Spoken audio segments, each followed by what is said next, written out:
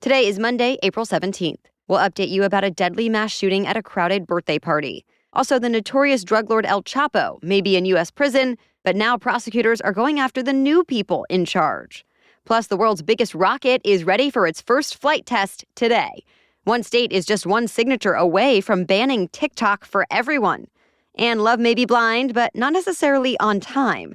We'll tell you why a big reality show finale got pushed back long after it was supposed to start. Those stories and much more next. Welcome to The Newsworthy. All the day's news in around 10 minutes. Fast, fair, fun, and on the go. I'm Erica Mandy. Thanks so much for being here. You ready? Let's do this.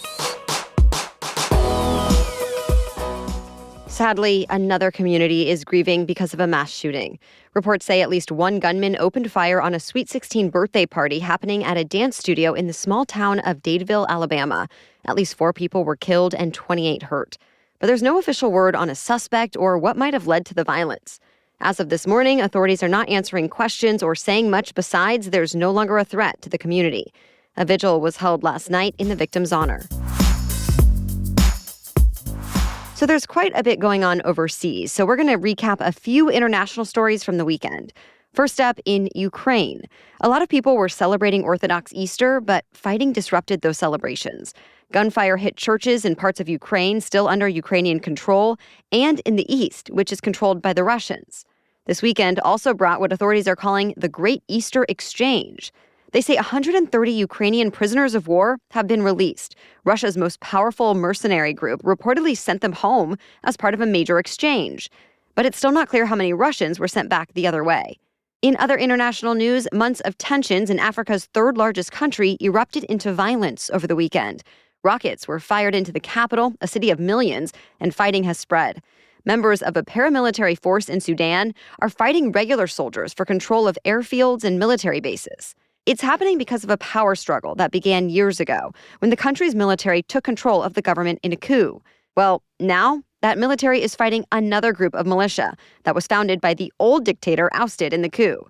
The two groups are fighting over power and the general direction of the country.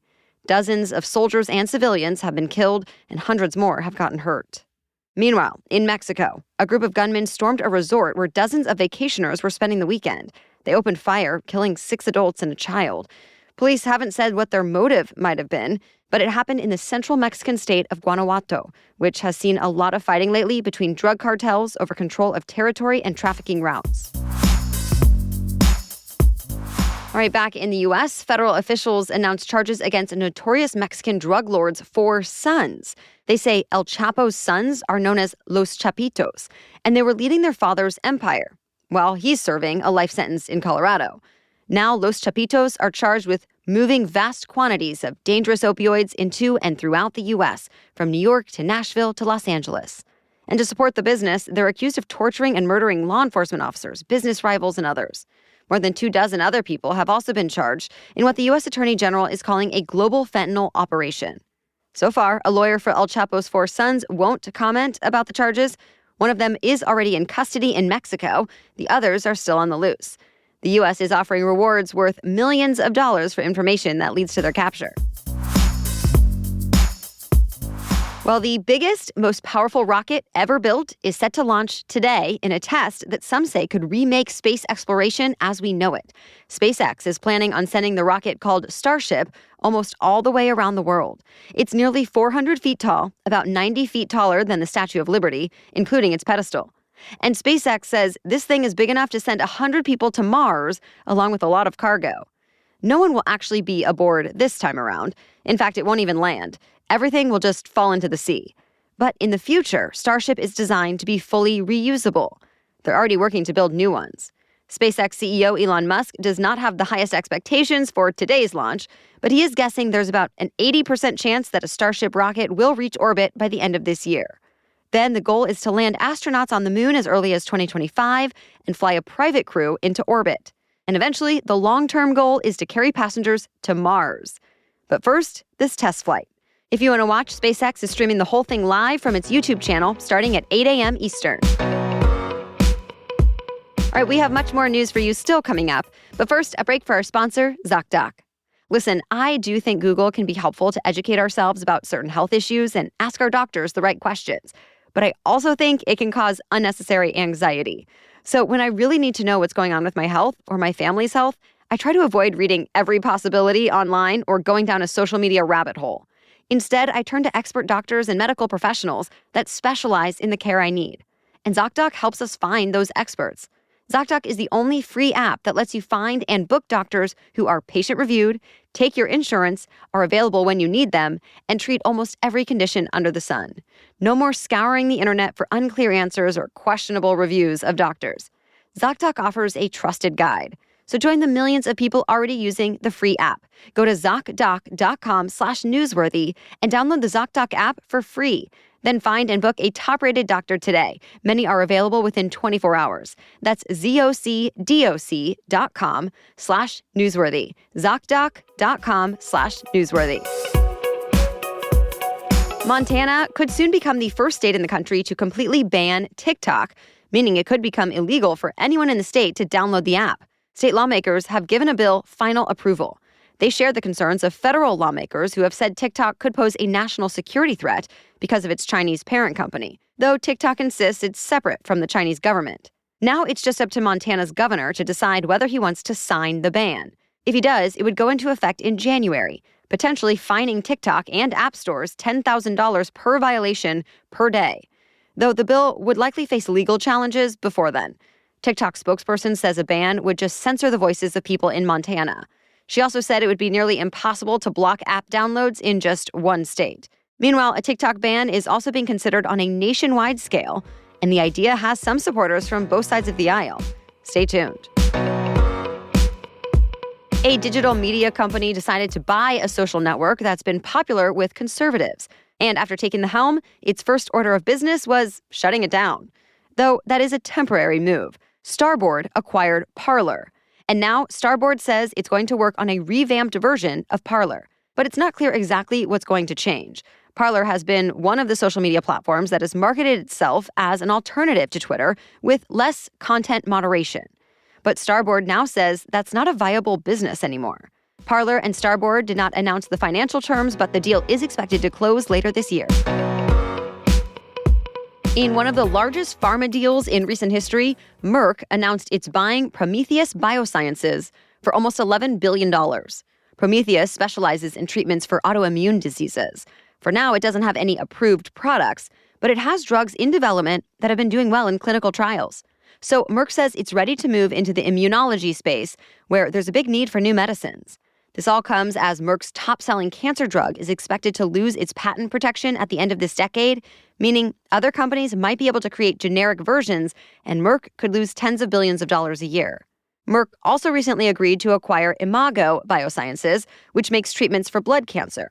That deal was worth $1.4 billion. They're both expected to be finalized this year. It's a big day for athletes and sports fans, since a few events they wait all year for are finally here. First, the world's oldest annual marathon, the Boston Marathon, kicks off this morning. And this year stands out. It marks 10 years since the Boston Marathon bomb attack. Thousands gathered at the finish line over the weekend to pay tribute to the victims. But that attack is not stopping tens of thousands of runners taking part today. They've signed up from all 50 states and 106 countries. This is an especially prestigious race because most people have to qualify to run, meaning most have already run a 26.2-mile marathon at a certain pace. Others are running for charity. Once the race is over, it's time for hockey. The first 4 games of the Stanley Cup playoffs are happening tonight. The Boston Bruins are widely considered the favorite, since they ended the regular season by setting new NHL records for wins and points. All that said, a lot could happen between now and the Stanley Cup Finals in June. And there's also basketball. The NBA playoffs kicked off over the weekend, with 16 teams going into 4 rounds of games. The Golden State Warriors are the defending champions. But this year, the Milwaukee Bucks are considered the favorite to win it all. So we'll have to see what happens in the next couple of months. Netflix's second ever live broadcast did not go exactly as planned. The reality dating show Love is Blind was supposed to have a live reunion special last night, but there were some technical difficulties. So after a couple of delays, Netflix eventually decided to just record it and put it up on the platform for streaming later. Netflix ended up getting a lot of shade from fans and rivals. For example, Bravo tweeted, quote, "We would never keep you waiting for a reunion." The one-time video rental giant Blockbuster said, quote, "Remember renting VHSs from us? You could start it on time, no problem." And fellow video and DVD rental service Redbox replied, "Solidarity, bro." For now, it's not clear when the special will actually be available, but Netflix is asking people to stay patient, saying it will be worth the wait. That's it for the main news, so now it's time for Money Monday, when we talk about one interesting money-related news story. But first, thanks to our insiders for supporting our work, including our newest members like Avery C. She wrote in to let us know that she used to avoid news completely due to negativity and too many opinions, but now she keeps up with what's happening and appreciates the, quote, "positive and fair approach" of this podcast. So if you agree and you want to help support this show and get ad-free episodes while you're at it, become a Newsworthy Insider. Start a free 7-day trial at thenewsworthy.com/insider. Now back to Money Monday. If you missed the normal April 15th tax deadline, don't panic. This year, taxes are due tomorrow, April 18th for most people. It got pushed back because the regular deadline fell on a weekend, and today, Washington, D.C. is celebrating Emancipation Day. So you have a little extra time.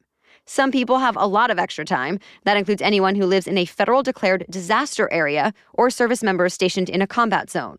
They get automatic extensions. You can also fill out a form to get an extension, no matter who you are. But keep in mind, that's only an extension to file, not to pay. So if you owe money, you'll be charged interest on whatever isn't paid by tomorrow. If you have other questions, the IRS has an interactive tax assistant that's supposed to help. So we'll link to that in today's episode notes. All right, thank you so much for listening today and every day. We'll be back with much more news to know tomorrow. For now, have a great day.